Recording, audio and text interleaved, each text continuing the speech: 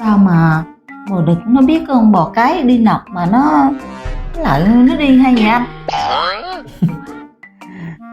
Vậy không cũng hỏi nữa.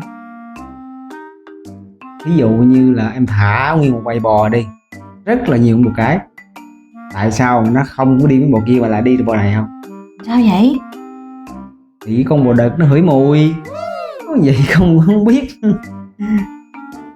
Ủa, vậy nãy giờ anh bị ngạt mũi hay gì vậy? Không có, anh chỉ nhức đầu sơ sơ thôi chứ mũi anh đâu có ngạt. Chỉ nhức đầu sơ sơ thôi chứ mũi anh đâu có ngạt. Mũi anh đâu có ngạt. Anh chắc có cái đầu để lắc lư không hay gì á?